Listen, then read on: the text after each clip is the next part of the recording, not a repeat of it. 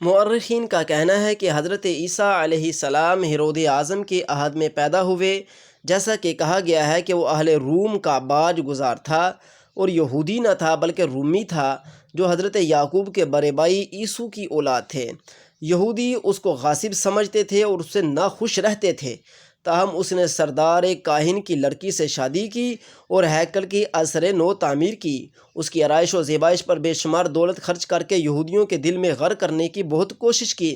یہ شخص بڑا ظالم اور سفاک تھا۔ جب ناصرہ میں حضرت عیسیٰ علیہ السلام کے پیدا ہونے کی خبر ملی تو اس نے ان سب لڑکوں کو قتل کروا دیا تھا جو 2 سال یا اس سے چھوٹے تھے۔ متا اور مرتے وقت اس خیال سے کہ لوگ اس کی موت کی خبر سن کر خوش ہوں گے، کیونکہ ظاہر ہے وہ اس قدر ظالم انسان تھا، تو اس نے اس وجہ سے کہ لوگ اس کی خبر سن کے خوش ہو گئے کہ ظالم مر گیا، اس نے کیا اس نے معززین اور سرداروں کو بلا کر ایک مکان میں بند کروا دیا اور اس کی وفات پر ان سب کو موت کے گھاٹ اتار دینے کا حکم نامہ جاری کر دیا گیا، تاکہ لوگ بھی اس کی موت کے ساتھ خوشی نہ منائیں بلکہ غم منائیں۔ اس قدر وہ ظالم انسان تھا۔ اس خونخوار شخص کی موت حضرت مسیح علیہ السلام کی پیدائش کے تھوڑے عرصے بعد واقع ہوئی۔ یہودیہ کی سلطنت اس کے فرزندوں میں تقسیم ہو گئی تھی۔ یہودیہ ملک شام کا ایک صوبہ ٹھہرایا گیا اور ارخلاؤس اگرپا اپنے باپ کی جگہ یہودیہ کا حکمران ہوا۔ عیسائی مورخین کا کہنا ہے کہ حضرت عیسیٰ علیہ السلام کی والدہ انہیں بیت المقدس میں 4 سال کی عمر میں لائیں تاکہ ہیکل میں خدا کے حضور نذرانہ گزار پیش کیا جائے اور اس طرح حضرت عیسیٰ علیہ السلام قانونی بیٹا قرار پائے، سن آف لا قرار پائے۔ تاریخ بتاتی ہے کہ اس وقت شہر میں 2 مذہبی گروہ فریسی اور فقیہی تھے۔ فریسی قدیم یہودیت کی نمائندگی کرتے اور فقیہ لبرل تھے۔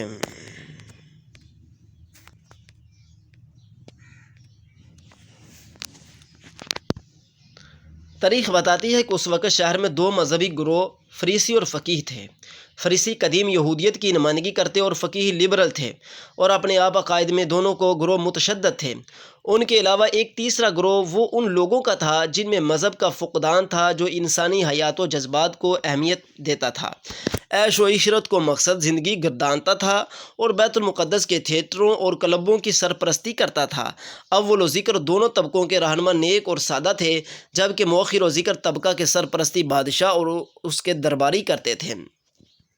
اس طرح شہر میں مختلف زبانیں رائج تھیں۔ عبرانی زبان صرف علماء اور کاہن ہیکل میں عبادت کے دوران استعمال کرتے۔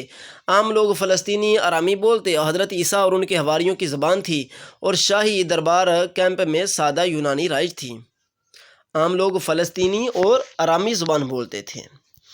علماء اور کاہن دوسروں کو اپنے سے کمتر سمجھتے تھے اور ان سے نفرت بھر سلوک کرتے تھے۔ ان کے نزدیک جو شخص عبرانی نہیں بول سکتا تھا وہ بے روح تھا۔ سامعین، یہ ایسا ہی لگتا ہے جیسا کہ اس دور کے اندر ہمارے ہاں ہے کہ ہم بھی اس وقت یہود و نصارہ کے اثر و رسوخ میں ہیں، مگر اس وقت یہود و نصارہ روما کے اثر و رسوخ میں تھے اور ان کی زبانوں کی استعمال کرتے تھے اور ان کے اندر بھی مذہبی اور لبرل طبقے پائے جاتے تھے، جیسا کہ آج کل ہمارے اندر لبرل طبقہ ہے اور مذہبی بھی ہے۔ اور جیسا اس وقت تھا کہ لبرل طبقے کی نمائندگی وقت کے بادشاہ کرتے تھے اور مذہبی لوگوں کی نمائندگی غریب اور پیشوا لوگ کرتے تھے، ایسا ہی آج کل بھی پایا جا رہا ہے، کچھ تھوڑے سے فرق کے ساتھ۔